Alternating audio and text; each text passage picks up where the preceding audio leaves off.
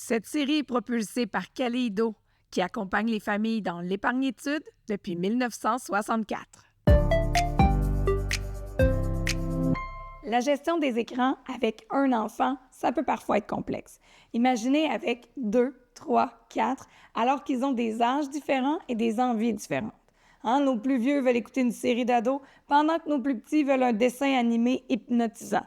Comment, comme parents, jouer à Tetris avec tous leurs désirs, mais en même temps sans compromettre le calme familial et sans créer une guerre monumentale? Comment faisons-nous pour convaincre nos enfants de diminuer le temps d'écran? On le remplace par quoi? En même temps, on le sait, les interdits sont attirants pour les enfants. Donc, si on interdit les écrans, ça devient difficile. Mais comment on jongle avec les besoins de tous et chacun? On en discute avec Sarah Hamel, psychoéducatrice. Elle est autrice de 5 livres aux éditions Saint-Jean, conférencière, et son approche, c'est d'aller voir la cause qui se cache derrière le comportement. Elle est très drôle. Elle vulgarise le contenu scientifique à merveille. Vous pouvez la suivre sur Instagram. Également Julie Parent, qui est orthophoniste. Elle offre de l'accompagnement parental, des formations, du coaching. Elle est autrice également. Et elle propose d'interagir avec nos enfants afin de les faire fleurir. Vous pouvez la suivre aussi sur Instagram. Et on vous propose une minute financière pour là aussi voir plus clair dans nos finances. Et tout ça, c'est dans le but qu'ensemble, nous soyons à la hauteur de nos tout-petits.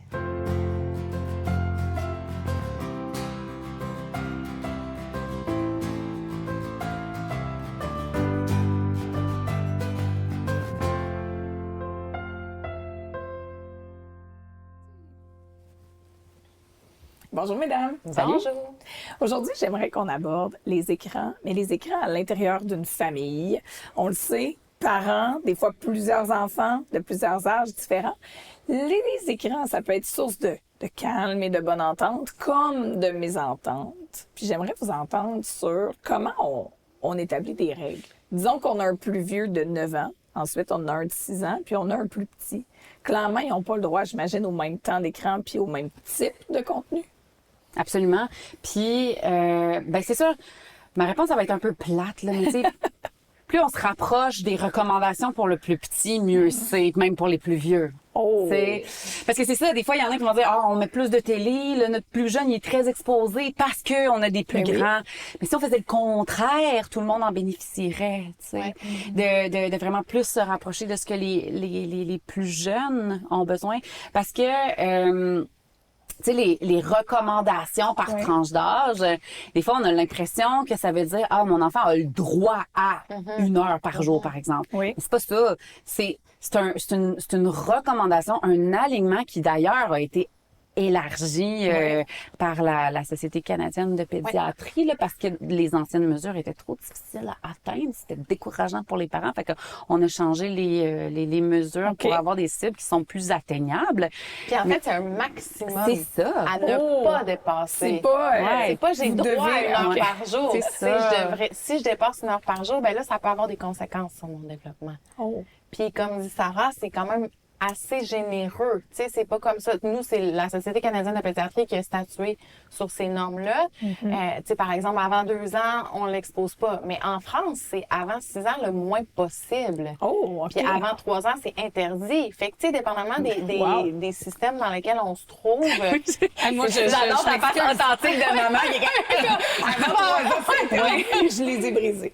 Non, mais c'est vrai quand même qu'on faisait attention. Mais avant 3 ans, je veux dire, je regarde même dans la vie, là, dans la société, moi aussi, là. Même si j'ai écrit ce livre-là, ma fille a été exposée avant 3 ans. Mais je reviens de vacances. Puis, tu sais, exposée dans un film familial, c'est une chose, mais je reviens d'un voyage. Fait que j'ai vu plein d'échantillons de famille. Puis, sans aucun jugement, mais nombreux enfants, je dirais d'1 an, swipe et savent très bien comment faire. Là. Ils apprennent vite, ce genre de choses. Ça a été développé justement pour que ce soit intuitif. Tout le monde l'utilise rapidement, facilement, peu importe notre âge, finalement. Mais là, je reviens à ta première réponse. Donc, idéalement, il faudrait que nos 9 ans, on essaie de les ramener au plus bas nombre de minutes par jour. Mais là, j'entends déjà, mais moi, mes amis, là, ils ont un cellulaire. Mais moi, mes amis, ils prennent le vieux iPod de papa-maman, puis ils ont droit à plein de temps. Mais moi, mes amis sont sur TikTok. Qu'est-ce qu'on fait avec ça? OK, ça, là, je trouve que c'est important de se rappeler comme parents que notre job, c'est pas de rendre nos enfants heureux tout le temps. OK. Notre job numéro 1, c'est d'assurer leur sécurité.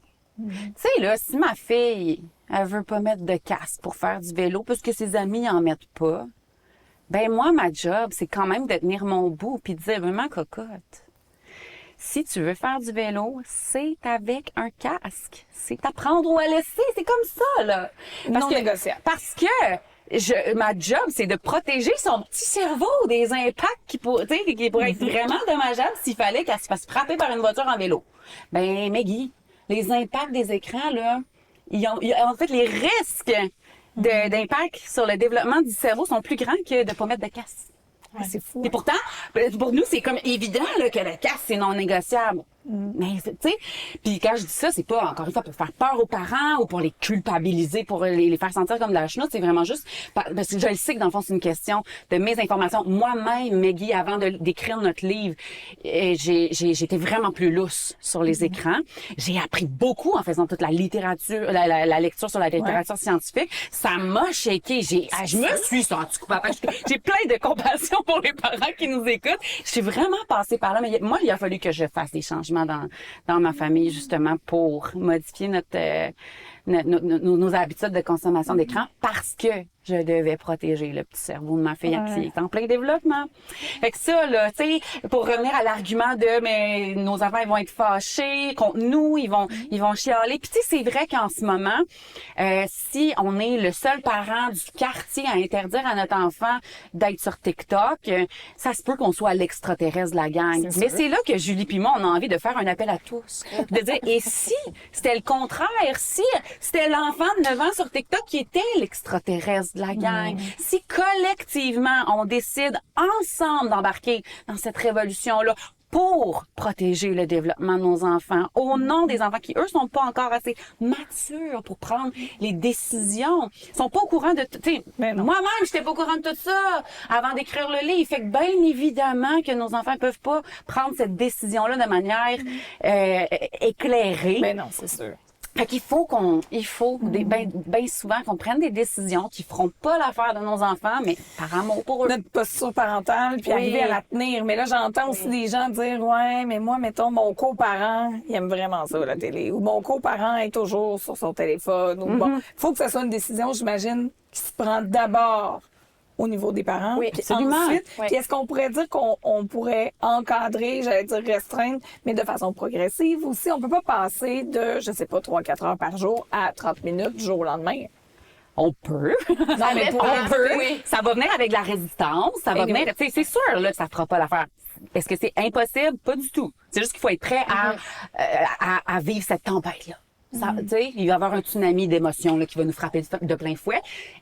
On est capable de traverser ça, là, OK? On est capable, on va survivre à ça. Par contre, effectivement, là, c'est plus facile pour tout le monde si on y va de manière plus progressive. Ça dépend de notre énergie Ben oui, et nos ressources. c'est ça. Est-ce que je suis capable de traverser une tempête? J'ai-tu le goût de traverser une tempête? Puis est-ce que je vais ça, la là. tenir? Parce qu'il y a ça aussi, quand la tempête arrive, si finalement on dit, OK, prends ta tablette, ton téléphone, ben après ça, quand on va dire, oh non, aujourd'hui, il n'y en a pas, Ça va être plus difficile. Ça va être plus difficile. Mais c'est aussi un peu comme enlever un pansement, là. Ah, OK. Tu sais, fait que des fois, ça peut être plus facile de le faire tout d'un coup. Oh, OK. Parce que ça fait plus mal sur le coup, mais après, t'as la paix. Tu sais, moi, je serais plus de ce genre-là parce que je me dis, est-ce que ça va me tenter de négocier sur 2 mois pour aller gagner une demi-heure à chaque fois? Je le sais pas.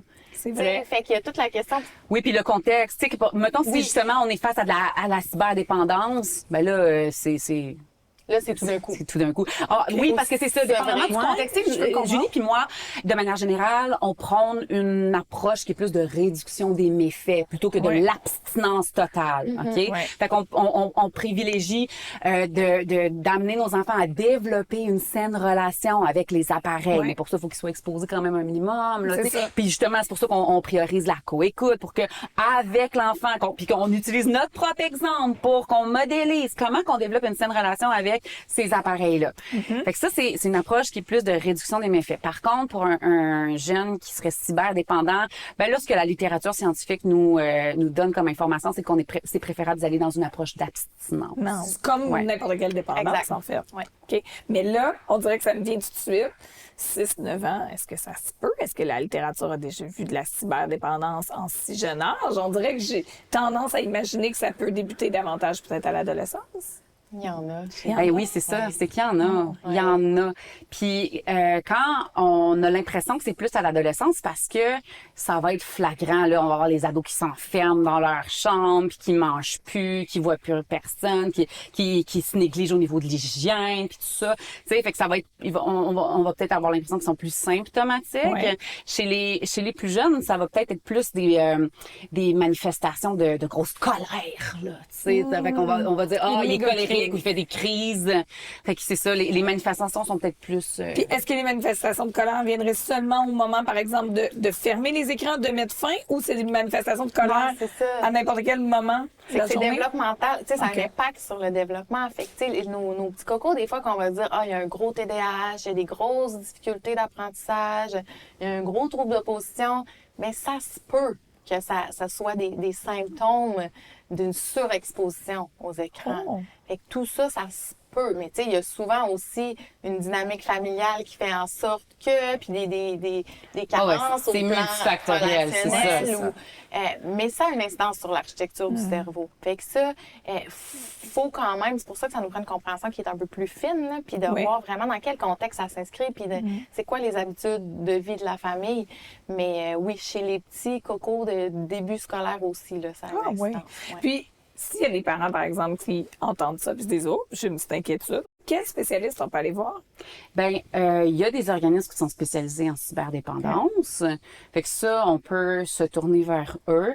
Puis, en cas de doute, là, pour du soutien psychosocial, c'est le 811 option 2. Là. On appelle au 811, puis on fait l'option 2 pour avoir le soutien psychosocial. Ouais. Puis là, on va être assigné à un intervenant en fonction de la nature de nos besoins. OK. C'est sûr qu'il y a de l'attente dans le public. Sinon, Ouais. dans le privé, ben là, effectivement, sur par exemple, sur les répertoires des professionnels en pratique privée des différents ordres professionnels, on peut faire une recherche par expertise puis par secteur. Fait que si c'est j'habite intéressant. dans les Laurentides, ben je peux chercher dans les Laurentides, mettons, sur l'ordre des psychologues, l'ordre des psychoéducateurs, des orthophonistes, puis s'il y en a qui sont spécialisés en cyberdépendance, ben ça va nous l'indiquer. Nous sortir. J'aimerais ça revenir à la question Ouais. des limites, tu sais, dont Oui, on ouais. a parlé tantôt, OK. là, parce que c'est un gros morceau quand même. Oui. Comme parent, de se demander c'est quoi la limite qu'on met, où on la met, de quelle façon on la met, puis le courage, avoir le courage aussi de ces convictions-là, puis de ces valeurs-là qu'on porte. Fait que, tu sais, c'est sûr que c'est difficile, puis que ça demande justement qu'on se positionne intérieurement, puis dans le couple, puis qu'on en parle avec les autres aussi, mais c'est ce discours-là qu'on a envie d'ouvrir. Ouais. Puis par rapport au changement d'habitude, tu sais, tantôt on disait d'un coup, de façon progressive, un élément qui est super important, c'est d'en parler avec l'enfant. Tu sais, on en a parlé un petit peu, là, mais pour que l'humain puisse réaliser un changement, modifier une habitude de vie, il faut qu'il comprenne d'où ça vient. OK. Il faut qu'ils comprennent c'est quoi les raisons qui font en sorte que ce changement-là il est bénéfique pour moi. Donc, adapté à son âge, évidemment, le Oui, vocabulaire, exact. mais d'expliquer. Mais d'expliquer c'est quoi, puis tu sais, adapter, on peut le faire dès... Tu sais, moi, depuis que mon enfant a 2 ans et demi, j'en parle. De la dopamine, puis de l'effet que ça a sur nous, puis, tu sais, il y a une compréhension d'enfant de 2 ans et demi, Limitée, là. Puis, tu ouais. sais, je sais que ça peut avoir l'air intense pour plein de parents, là, de dire, ben oui, voyons donc son enfant. Mais, moi, c'est important pour moi d'en parler, puis tu sais, nous, on dit les vraies affaires. Fait que, tu sais, à 6 ans, à 9 ans, à 12 ans, ça se fait, là, parler, là, puis d'ouvrir le discours d'une façon qui est authentique, de dire, justement, moi aussi, je trouve ça tough, parce que quand je commence à écouter une émission, après ça, j'ai tout le temps le goût, j'ai jamais le goût d'arrêter, puis mais là, après ça, je me sens fatiguée, puis toi, l'impact que ça a sur toi, nanana. Fait que, tu sais, quand on est justement dans une posture de curiosité, d'ouverture, qu'on en parle, qu'on met des mots là-dessus, tu sais, dans notre livre, il y a full d'illustrations, la dopamine, c'est quoi, qu'est-ce que ça fait sur notre cerveau, tu sais, on peut aller là, puis on devrait aller là, pour que nos enfants comprennent, puis ils vont réagir, puis ils vont résister, mais au moins, ils vont comprendre que ça va être plus facile d'adopter cette habitude-là, de faire ce changement-là, puis peut-être qu'eux aussi vont influencer leurs amis. Tu sais, Positivement. c'est ça qu'on souhaite. Mais comment on gère ça, la résistance? C'est beau, là. Ouais. Mais j'imagine, moi, la petite boule de résistance Ouais. que ça peut créer chez Ouais. nous. Ouais. On dirait qu'en maman poule, j'aurais tendance à faire comme, mais pas les écrans, mais voici un beau jeu à la place. Tu sais, on va avoir tendance souvent à remplir parce que ça va Ouais. créer un vide, inévitablement. Parce que si l'écran comblait un vide, le vide, lui, est encore là. Mais en même temps, on l'a dit, on n'a pas toujours le temps de jouer assis 2 heures par jour avec eux autres. Est-ce que, au moment où on sait qu'on va couper, on devrait se rendre un petit peu plus disponible, au moins les premiers jours, pour les aider? Comment on vit? Ben, dans le fond, la première affaire que j'ai envie de dire par rapport à la résistance, c'est de s'attendre à ce qu'il va en avoir. Ouais. Tu sais, une intervention sans larmes, là, c'est pas une intervention qui est plus réussie qu'une autre. Tu sais, des fois, on va dire, hey, ça a marché, là, j'ai réussi à pas pleurer. Yes, sir, j'ai bien fait ça. Ben non. La résistance, ça fait partie de la vie. Puis la déception, ça se peut là, que mon enfant ait envie d'écouter la télé puis que ça la déçoive, qu'elle soit C'est sûr. triste de pas pouvoir. Puis c'est correct qu'elle vive son émotion, c'est correct qu'elle pleure, c'est correct qu'elle soit fâchée. Tu sais, si elle a besoin de vivre quelque chose, c'est correct qu'elle exprime ce qu'elle a à vivre. Donc ça, là, de s'attendre à ce que ça vienne avec la résistance, c'est souvent faire des modifications par rapport à l'exposition aux écrans, c'est notre projet à nous autres. C'est pas le projet de l'enfant. Là. Non, c'est On ça. lui impose. On a beau y expliquer ça là, de toutes les manières possibles. Ça reste notre projet. Fait que il faut pas s'attendre à ce qu'on convainque l'enfant. C'est ça, OK. tantôt. La différence entre donner peut-être des raisons, oui, mais Ouais. commencer à expliquer puis Pas argumenter, pour on va pas convaincre, là, hein? non. ben C'est pas non. pour convaincre l'enfant. Parce que moi, comme maman, comme parent, c'est moi qui ai la sagesse, l'expérience, les connaissances, la maturité nécessaire pour être capable de prendre les meilleures décisions dans son meilleur intérêt. Fait qu'il faut que j'incarne cette posture-là, de dire, hey, je vais t'offrir les meilleures conditions pour ton développement, là, puis check-moi bien le faire avec tout l'amour que j'ai pour toi. Même si ça fait pas toujours ton affaire. Fait que ça, là, cette posture-là, on doit incarner ça au quotidien, même quand on est face à de la résistance, de se rappeler, OK, j'aime tellement mon enfant que je suis prêt à prendre cette décision-là dans son meilleur intérêt. Se trouver peut-être un leitmotiv parce qu'on le Oui, sait une phrase d'avance que ça va être d'ancrage, dur. c'est Ouais. ça. Trouvons-nous une phrase d'ancrage quand on est justement en pleine tempête pour pas sacrer le camp en bas du bateau, là. OK? Oui, puis finir par leur redonner, puis après ça, Oui, la crise c'est ça. va juste être encore C'est plus. ça. Tu sais, la résistance va être encore plus Exactement. grande. Puis, Parce tu sais, que ça demande du courage. Ah Ben oui, oui. c'est sûr, c'est clair. ouais.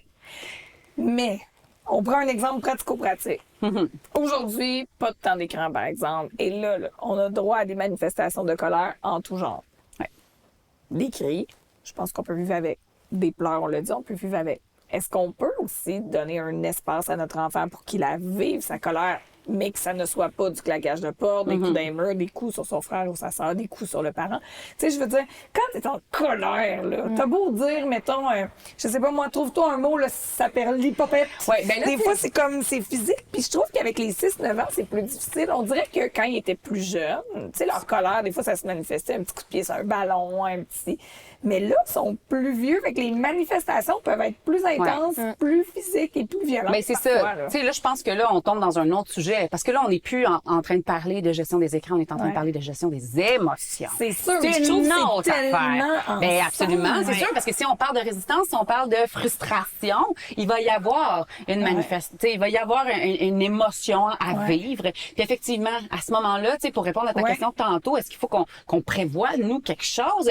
Ben, il faut qu'on prévoie être disponible. Pas disponible pour entertainer notre enfant, disponible pour l'accueillir dans ce qu'il a à vivre, pour tu sais, l'accompagner. Puis moi, la technique que le monde adore les techniques. Puis là, je suis pas une mais toi, fille- t'as eu les techniques. Oui, c'est ça. J'haïs les techniques, sauf celle-là. Parce que dans le fond, la raison pour laquelle j'haïs les techniques, c'est parce qu'une technique est difficilement transférable d'une situation à l'autre Je comprends. ou d'un enfant à l'autre. Ok, une technique, c'est comme une baguette magique, ça Ouais. n'existe pas, là, quelque Non, chose qui je marche tout le comprends. temps. Par contre, ça, ce que je vais vous proposer, ça marche tout le temps. Elle va pouvoir vous en... Depuis 2 ans et Prenez des demi. notes. Donc, c'est ma technique, la prévision météorologique émotionnelle. OK? Tu sais, là, imagine, Maggie, que tu t'en vas faire une randonnée dans le bois. Ouais. Avant de partir, tu vas regarder la météo. C'est sûr. S'il annonce de la pluie, ben tu vas te préparer en conséquence. Donc, si tu te retrouves en plein milieu de la forêt puis qu'il y a une averse, ben ça va être pas mal moins fâchant puis difficile à vivre que si tu avais été surprise de plein fouet par cette même averse-là. OK? C'est vrai. Donc, de savoir ce qui nous attend, de un, c'est sécurisant. C'est vrai. Et ça nous permet de nous préparer en conséquence. Ouais. Alors, c'est ce que je vous invite à faire, mais au niveau des émotions. De dire à l'enfant, OK, là, dans 5 minutes, on va fermer la télé. Ou, demain matin, mon amour, là, il n'y en aura pas de télé. D'habitude, on se lève, là, il y a la télé. Demain matin, il n'y en aura pas, je te le dis tout de suite. Fait que là, j'annonce le risque d'orage, là, OK? Le risque de tempête émotionnelle. Ça se peut que ça fasse pas ton affaire, mon amour. OK? Ça se peut que ça te fâche, ça se peut que vraiment, là, t'aies envie que je change d'idée à ce moment-là. Puis c'est normal que ça fasse pas ton affaire, mon cœur. Mais on va quand même laisser la télé fermée. Fait que j'annonce, là. Ça, c'est l'équivalent que si je suis un capitaine de bateau. Puis là, je te dis, on va traverser là, du point A au point B, ça se peut qu'on traverse une tempête. Mais moi, ça me fait pas peur, les tempêtes. Les tempêtes, c'est naturel, ça arrive, ça fait partie de la vie, ça va, ça vient. On est capable de la traverser. J'ai tout ce qu'il faut à l'intérieur de moi, puis toi aussi, tu as tout ce qu'il faut à l'intérieur de toi pour traverser ça. Puis si c'est tough pour toi, tu peux compter sur moi, je vais t'aider à C'est faire comme ça ça au que je travers. pensais dans l'avion. Vous savez, quand on décolle, puis le pilote, il dit, environ après 1 heure, on va traverser une zone de turbulence, préparez-vous, On arrive dedans, c'est pas grave. Ouais. Quand il nous dit pas, certains On ne est disent pas, surpris. puis là, t'es dedans, là, Oui. tu sens que tout le monde est comme plus nerveux, puis on est des adultes, Oui. pourtant. Oui. C'est la même affaire. Puis l'attitude du capitaine, ici c'est pas un du capitaine, pilote. mais du pilote, est déterminante. Ben oui, Imagine c'est ça. le pilote qui sort de son cockpit et dit Hey gang, Ça ça brasse, on fait quoi? On revire-tu de bord? Je suis plus sûre, là. S'il fait ça, On panique. apocalypse dans l'avion, le monde va capoter. On se sentira pas en sécurité ça parce qu'on se m'angoisse. sentira pas Juste pris penser. en charge par quelqu'un qui sait quoi faire. Mais c'est pas ça qu'il fait, le pilote d'avion. Il dit, OK, gang, on traverse une zone de turbulence. Attachez vos ceintures. On va atterrir à San Francisco à 3h10 comme prévu. Même s'il est en train de shaker dans ses shorts puis qu'il le sait pas, là. Ça, faut pas qu'on le sache. Fait que nous autres, comme parents, quand on traverse ces tempêtes émotionnelles-là, quand on traverse la résistance, quand il y a quelque chose qui se passe chez notre enfant, on est tous mains de premièrement, prévenir d'avance. Hey, ça se peut que tu te sentes comme ça se peut que ça arrive. Puis, no big deal. Quand on fait ça, dans le fond, là, c'est qu'on fait encore une fois, de la validation émotionnelle. On la fait à l'avance. Tu sais, quand l'enfant, il y a bien des parents qui me disent, ouais, je dis, là, je fais de la validation émotionnelle, mais ça change à rien. Mais bien souvent, quand l'enfant, il est dans la tempête, il y a une armure de déclencher. Ses défenses sont activées. Fait que là, on a beau faire de la validation émotionnelle, ça rebondit, là, sur son armure. Mais de le faire à l'avance, de dire, ça se peut que tu te sentes comme ça. Puis c'est normal que tu te sentes comme ça. T'es quand même un bon petit enfant. Si tu te retrouves en crise, là, t'es un bon petit enfant d'amour quand même, mais qui a de la difficulté. Fait que moi, je vais être là pour t'aider. Fait on monte à notre enfant. À ce moment-là, quand je vais venir te voir, là, ça sera pas moi contre toi. J'arrive pas avec un thème pour te rentrer dedans puis te chicaner. Non, j'arrive là pour t'aider à traverser ça. Donc, l'enfant, il reste d'être pas mal plus réceptif à ce moment-là. Fait que ça, c'est une technique qui est appliquée à toutes les sauces. Puis le fait de l'utiliser souvent aussi, ça ajoute une couche de prévisibilité. De dire, tu vas vivre des expériences, ces expériences-là vont générer des émotions. Ouais. C'est la vie, c'est naturel, c'est normal, c'est attendu. Puis ça, je trouve que ça donne justement cette prévisibilité-là qui est nécessaire pour rassurer, oui, mais pour empower les enfants. Oui, parce qu'ils vont le savoir d'avance. Oh, je sais que ça s'en vient, mais on m'a dit que c'était normal, je suis normale, je suis correcte. Fait que peut-être déjà, Oui, ça va juste se calmer ça plus la rend rapidement. moins épeurante. Ouais. Puis, tu sais, comme dans toutes les techniques ou les stratégies d'apprentissage, le bombardement, tu sais, le fait de le faire souvent, d'avoir une récurrence, puis, tu sais, là, on parle d'une constance, puis que ça devienne aussi, l'enfant va s'approprier ce discours-là intérieur. Ça va devenir son discours intérieur. Ouais. Je vis une situation nouvelle, ça se peut que ça me fasse peur. C'est vrai. Tu sais, tellement il va l'avoir entendu puis vécu dans différents contextes, dans différentes circonstances, qu'à un moment donné, il va s'approprier ce discours-là. Puis ça va laisser place à justement une meilleure autorégulation puis à une réassurance interne. Tu sais, c'est ça qu'on veut qu'il développe. Puis tu sais, même chez, tu sais, puis là, on parle des 6-9, mais même chez les plus petits, tu sais, moi, je l'ai vu vraiment très tôt. Là, j'ai même pas le temps de finir ma phrase. Ça se peut que, non, je serais pas déçue! Là, ça, c'est notre game. C'est clair. Il veut pas que ça arrive. Il veut pas l'orage. Non, c'est ça. C'est ça. Ça, il tente pas qu'il y ait une tempête. Non, mais ça va arriver je veux pareil. dire, c'est ça. Ouais, On n'aime pas ça quand même. là. C'est quand même des émotions. Notre sentier est désagréable. Ouais, c'est ça. Ouais. Mais donc, on s'attend à avoir une réaction inévitablement Mais le oui. lendemain quand ça va arriver. Mais Mais oui. la prévisibilité fera... Mais même pour nous. Mais oui, c'est ça qu'on Moi, dit. chez nous, là, tu sais, comme mettons, justement, je fais de la prévision météorologique émotionnelle avec ma cocotte. Mon chum, il est là, il m'entend le faire. Puis après ça arrive. Mon chum, on se regarde. Puis là, tu sais, on a cette complicité quand on l'avait vu venir. Fait que ouais. moi non plus, je suis pas surprise de plein fouet d'une émotion que j'ai pas vu venir. Je le sais. Puis ça me reground moi-même. Ah, c'est quoi mon rôle? Mon rôle dans cette tempête-là, c'est pas de la sortir de la tempête. Non, je veux qu'elle devienne experte en navigation de tempête émotionnelle. Je veux qu'elle développe ses propres habiletés de navigatrice. Puis pour ça, ben, il faut que je sois l'encre du bateau. Clairement. Pas la super-héroïne qui sort de son émotion, là. Puis c'est ça qu'on fait avec les parents en ce moment, dans le fond. Exactement. Oui.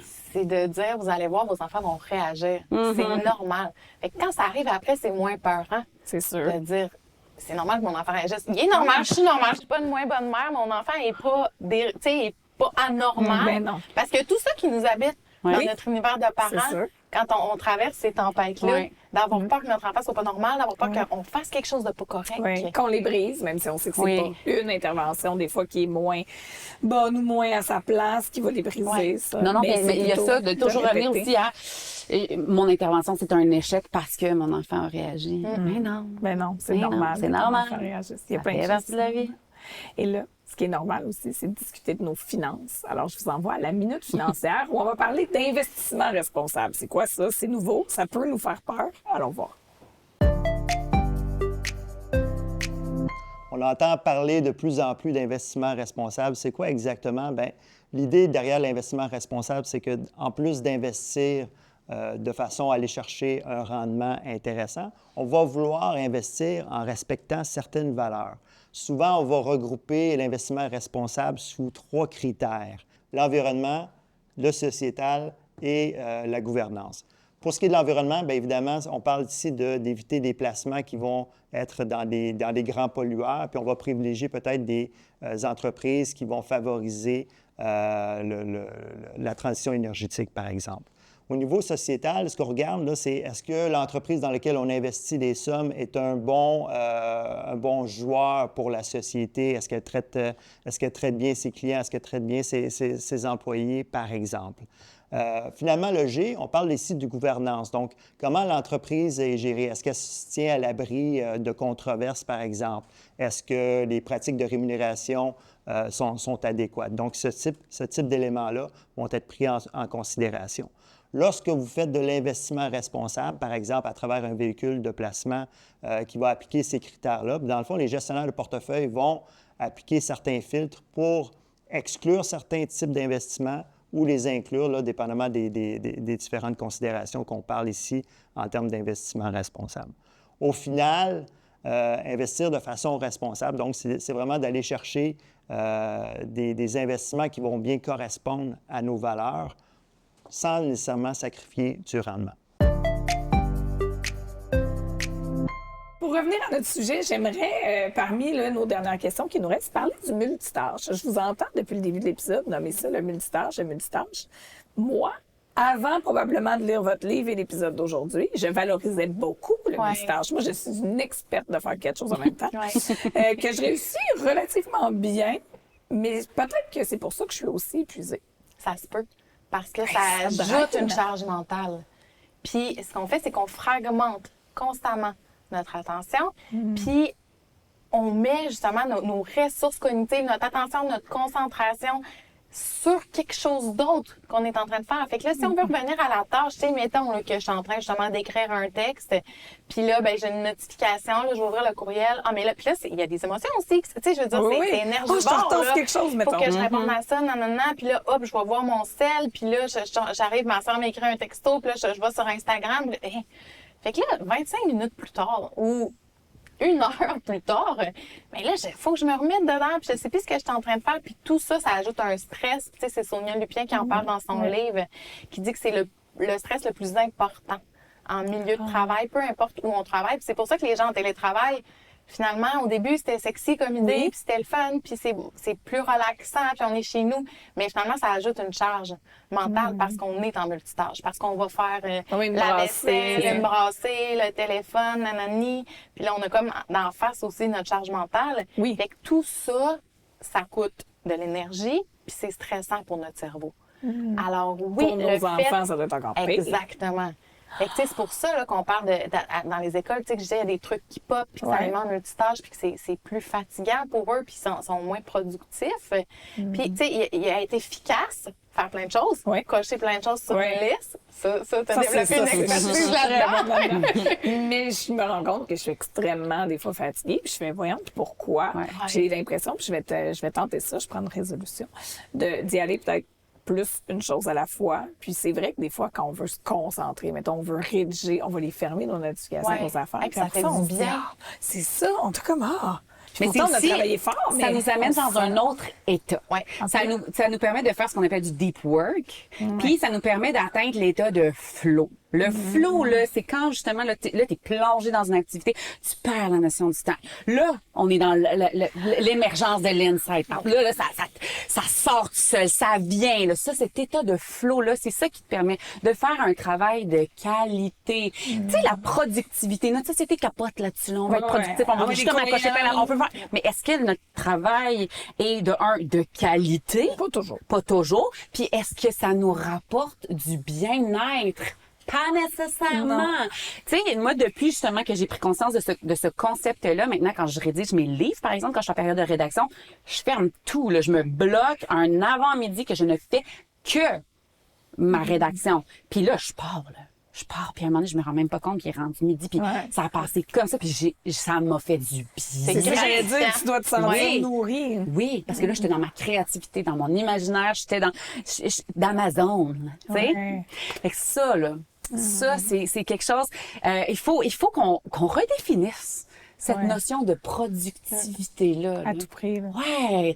Faut se demander à qui ça profite, là, de cocher plein d'affaires. Puis, tu sais, la société, le capitalisme, il va beaucoup valoriser ça, là, les gens qui se brûlent, qui tombent en burn-up. On va dire, hey, mon Dieu, qu'elle est donc efficace, elle. Mais à quel prix? Elle est efficace. À quel prix? Puis c'est qui profite du fait que cette personne-là est efficace? C'est pas, tu sais, mettons, toi, c'est pas toi qui en profite, là. On va se dire, c'est pas toi qui en profite. Puis c'était la promesse que l'industrie du numérique faisait. Ben, c'est ça. Pour intégrer, justement, le plus possible le numérique partout, tu sais, puis de façon Maintenant, on universelle. automatise nos affaires, on automatise des réponses, on nos enfants automatise vont être tout. plus performants, Mais oui. ils vont être productifs, ils vont être capables de faire plein de choses en même temps. Mais le cerveau, là, il peut pas apprendre plein de choses en même temps. Il apprend une chose à la fois. Fait qu'on apprend de manière séquentielle, pas de manière simultanée. Si tu me bombardes d'informations, tu sais, si j'écoute la télé pendant que je suis en train de lire un texte, ben il y a quelque chose à quelque part qui va me manquer, là. C'est sûr. Versus, justement, si on est en travail profond puis en concentration profonde, ben là, on peut retenir des choses puis apprendre de façon beaucoup plus productive. Puis si on retourne à la nature puis à la beauté du jeu, mais quand on est dans le jeu, souvent, on va faire une affaire, maximum 2. Mettons, on va marcher tout en parlant, mais on fera pas 28 affaires en même temps. Donc, nos enfants sont conçus pour faire une à deux choses en même temps. Oui, être investi dans cette tâche-là. Ben, quand on est en état de flow, justement, ça s'apparente à l'état de ce qu'on appelle le jeu véritable, le true play en anglais. Ouais. C'est ça. Puis c'est pour ça qu'il faut le protéger chez nos enfants. Puis de dire, quand nos enfants sont dans cet état-là, on les laisse là. Ouais. On ne va pas intervenir par-dessus ou rajouter ou poser des questions parce que là, ils sont en train de vivre plein de choses qui sont payantes. Puis c'est bon pour le développement. Puis même le développement du langage. C'est bon d'être concentré. C'est bon justement d'aller chercher l'imaginaire comme quand on va monter une montagne où on conduit. Bien là, on a plein d'idées. Oui. Pourquoi? Mais souvent, parce qu'on fait on pas a des un million flashs, de je sais pas, choses dans la douche. C'est ça que j'allais dire en conduisant. Tu sais, moi, j'ai des flashs à des drôles de moments des fois, mais c'est vrai que c'est des moments qui sont vides, que mon cerveau est T'as pas de l'espace. J'ai de l'espace. Ça fait que ce que je retiens de notre discussion aujourd'hui, pour nos enfants, mais j'allais dire encore plus pour nous. Pour les humains. Oui, c'est ça. Juste pour les humains. Donnons-nous du vide un peu, hein? Ouais. De L'espace pour revenir avec ce flow-là, cette énergie intérieure qui va nous amener, puis qui vient souvent quand on est concentré, puis les écrans, bien qu'ils ne sont pas des ennemis, mais ils viennent couper ce flow-là par la façon dont ils sont construits. Exact. Donc, regarde, si on les mettait juste à côté, du moins le plus souvent possible, puis on accepte de garder notre posture, même s'ils annoncent des orages. C'est ça. Merci, Hélène. Merci.